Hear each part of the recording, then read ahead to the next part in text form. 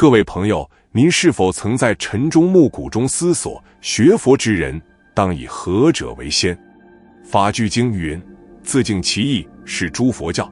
可当我们踏上这条清净之道，眼前却似有两盏明灯遥遥相望，一边是独步莲台的阿罗汉，断尽烦恼证涅槃；一边是慈航普度的菩萨行，不舍众生力劫行。有人赞叹罗汉果如雪山莲般圣洁无瑕，亦有人礼敬菩萨愿似星海般浩瀚无垠。究竟是自了成就究竟圆满，还是度他方显佛门广大？千百年来，无数善信在这道法海门前驻足沉思。今日，让我们拨开禅林烟霞，细品这两股智慧清流如何映照众生根器，又为何说看似殊途的修行路上，实则藏着佛陀慈悲的同一片月光？若您曾为此困惑，或是想更深体悟佛法真谛，这段开示或许能为您点亮一盏心灯。此刻，不妨静心凝神，随我共赴这场跨越时空的法言。您可曾想过，佛陀教导的84000法门中，竟藏着两条看似殊异的道路？就像两位画师，一位专注勾勒自身灵魂的清净线条，另一位却挥洒笔墨描绘众生共度的长卷。这正是我们今日要探寻的阿罗汉的寂灭之歌与菩萨的悲怨之舟。让我们先走进那位独行者的正悟世界。当晨曦穿透菩提树梢，阿罗汉的心境如同历经千年冰封的湖面，所有躁动的波纹都归于寂静。他们斩断了贪嗔痴的毒根，就像截断了100年老树的根系，再不会有枝叶萌发。法句经说诸漏已尽，梵行已立，这8个字背后是无数昼夜对内心暗流的降服。想象有位修行者在寒暑交替的山洞里，用正念做刀剑，将每个升起的妄想都劈成齑粉。当他终于睁开眼睛时，生死轮回的锁链叮当作响，散落一地。这是何等震撼的生命蜕变！上座部经典记载，就连天神都要向阿罗汉合掌问讯，因为这是彻底熄灭烦恼战火的胜利者，是3界中最清澈的存在。但若此时远处传来众生的哭喊声，这位刚刚摘下烦恼枷锁的圣者会如何选择？这就引出了另一个令人动容的画面。在惊涛骇浪的大海上，有艘永不沉没的大船，它的舵手不是为了逃离风暴，而是不断往返于生死海岸。菩萨手中的罗盘永远指向众生安乐的方向，他们把涅槃的明珠揣在怀里，却甘愿沾湿衣襟去救助落水者。华严经描绘的善财童子53参，恰似这艘慈悲之船的航行日志，每靠近一个码头，就放下一块跳板，接引不同根器的乘客。有趣的是，菩萨并非不识风浪险恶，而是把每次惊涛都当作磨砺慈悲的砥石。说到这里，您是否也在思考，这两种生命形态究竟像极光与灯塔般各有其美，还是存在某种更深的关联？当我们凝视阿罗汉指尖残留的未尽余温，与菩萨衣袖间飘散的檀香气息，或许能窥见佛法智慧不可思议的圆融性。让我们先走进大乘经典的智慧宝库。佛经里有这样一个生动的比喻，当一粒种子被烈火灼烧变得干瘪焦枯时，它便失去了生长的能力。大乘思想家们借用这个意象，提醒我们，若只满足于个人解脱，虽已断除烦恼，却不愿发心夺众，就好比这颗焦芽败种，暂时遮蔽了成就圆满佛果的可能性。但这并非贬损，而是佛陀以善巧方便揭示的生命潜能。就像山间清泉本可汇入大海，若中途干涸，未免可惜。法华经中著名的化城喻给了我们更深的启示。一群疲惫的旅人走在求宝路上，途中险难重重。智慧的导师为了让他们坚持前行，幻化出一座美丽的城池作为歇脚之地。当众人恢复精力后，才告知这只是暂时的休憩所，真正的宝藏还在前方等着他们。这恰似佛陀先说涅槃寂静，待弟子们建立信心后，再指引他们走向究竟成佛的大道。正如一位老茶师会先教徒弟掌握基本茶艺，再逐步传授融合各家精髓的独门功夫。然而，当我们把目光转向南传佛教的圣典，又会看到另一幅庄严图景。巴利三藏记载，佛陀曾亲口说过：“汝等应自炽然，应以正法为周主。”这里的深意在于，如同渡河者必须自己划动船桨，每个人的解脱终究要依靠自身的实践。试想，一位医术精湛的老中医，首先要保证自己身体健康、脉理清晰，才能为他人开出良方。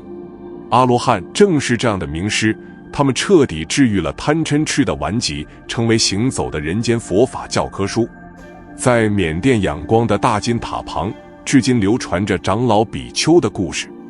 有位苦行僧在雨季禅修时，每夜都默默诵念：“愿我的清净之道能为众生照亮方向。”他并不主动说法，但日复一日的精进修行，却让方圆10里的村民自发前来供养，更启发了无数青年踏上修行之路。这印证了上座部的根本理念：当一个人真正熄灭烦恼之火，他的存在本身就是最有力的教法，如同盛夏时节的清凉井水，自然会吸引干渴者前来取饮。这两种智慧传承似乎在时空长河中展开了一场永恒的对话。公元5世纪时，印度那烂陀寺的月称论师曾在辩论中做过巧妙比喻，好比2位园丁，一位终其一生培育出1000万朵完美的玫瑰，另一位则致力于改良荒漠土壤。前者让每一朵花都绽放至极，后者让整片大地重获新生。其实他们都践行着佛陀教导的不同面向，正如春兰秋菊各有芬芳，江河湖海俱归大海。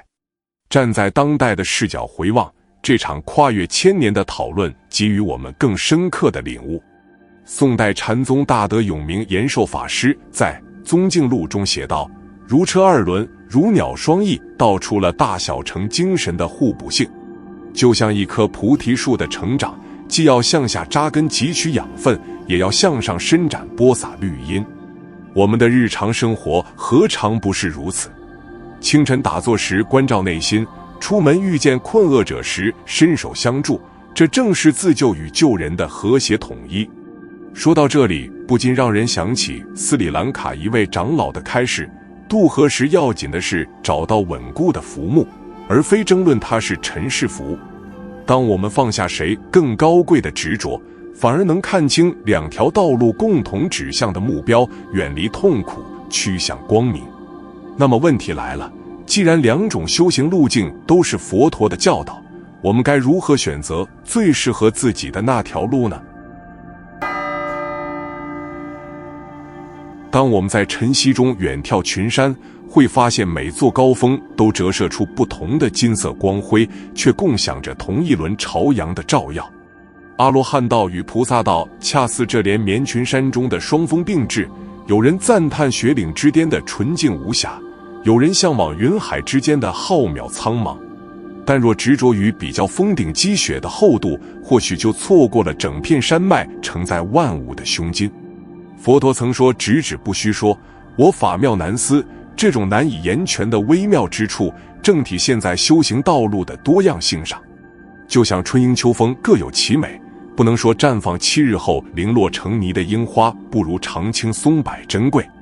圣文成行者以12年寒暑专制打磨自我，如同匠人精心雕琢一方玉璧；菩萨行者则如江河奔流不息，在五浊恶世中淬炼悲心。大乘经典中3界无安，犹如火宅的警示与上座部自依止、法依止的叮咛，实则是同一真理的2面明镜。当我们凝视《法华经》中唯有一乘法、无二亦无三的开示时，仿佛看见智者将万千星子收拢于掌中明珠。那些被誉为焦芽败种的声闻圣者，在佛陀眼中何尝不是暂时收敛羽翼的金翅鸟？正如商旅在漫漫黄沙中，有时需要先确保自身水囊充盈，才能成为他人的甘露使者。而菩萨道所谓不住涅槃的宏愿，也并非否定寂静之乐，而是将那清凉化作润泽众生的雨露。在斯里兰卡的佛塔下，我们见过证得果位的长老依然每日托钵乞食，他们的沉默行走本身就是最深刻的教诫。在敦煌的壁画间，菩萨低眉的慈悲穿越千年，仍在叩击心扉。这两种精神究竟该如何融通？答案或许藏在维摩诘经虽入三界而无所谓的智慧里。真正的解脱不会困于形式。当一个人彻见缘起性空，他的存在本身就成了度化的因缘。让我们回到修行最初的发问：为何要踏上这条求道之路？